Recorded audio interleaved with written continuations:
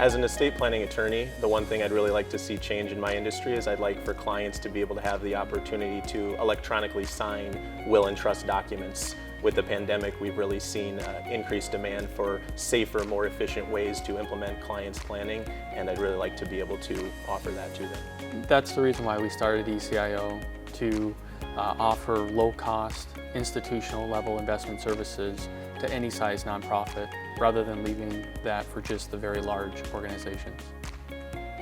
The guiding principle behind the justice system is that everyone should be able to access it, and unfortunately, far too many people can't. And oftentimes, it's a financial barrier. People can't afford lawyers, and I don't think that people should have to choose between saving their money and accessing the court system to protect their rights. Being a bakery and custom cake shop, it can be prone to high employee turnover.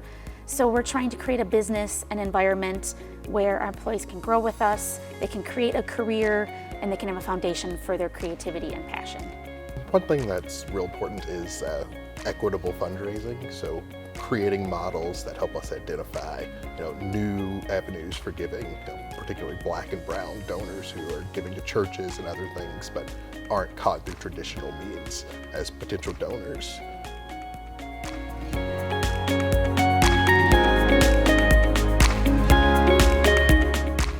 So 2020 was a year of growth for our firm, and we had a lot of changes with moving offices, opening new offices, transitioning attorneys' practices.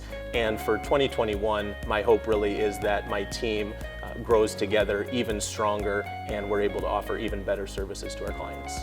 I have a second grade daughter, and anyone with kids in school would realize how much of a challenge it's been for them.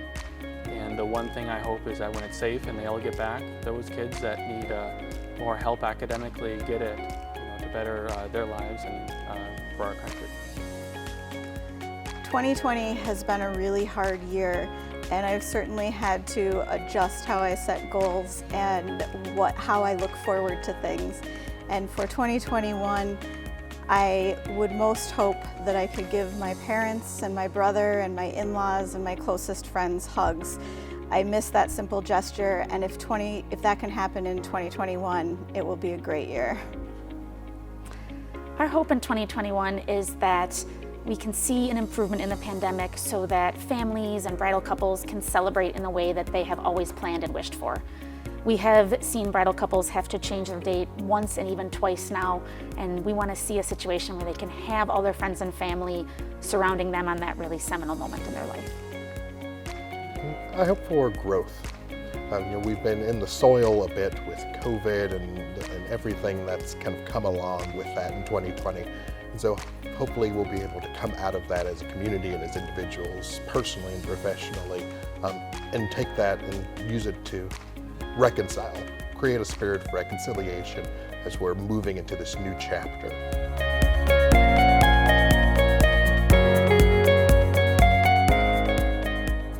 During the pandemic, I've done a lot of Lego building, and it's really neat because they make great adult Lego sets now, and it's also great because it's something that I can do with my two daughters, Lily and Emma, so I love that it's a hobby that we can share together.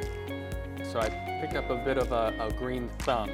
My daughter wanted to plant pumpkins for the year, so in our front landscape, we turned that into a vegetable and garden patch that we're able to have a 54-pound pumpkin produced out of that come Halloween. Well, my mom has been needle pointing for my whole life. I've watched her do that. And in the monotony of the days over the last year, I decided that I would give that a try. And it's been a really wonderful way for me to wind down my days, and also a wonderful tool during the many countless, endless Zoom meetings that I have. It allows me to stay occupied while also actively listening. And the added bonus is that I was able to connect with my mom in a new way when we weren't able to spend time together the way we normally would.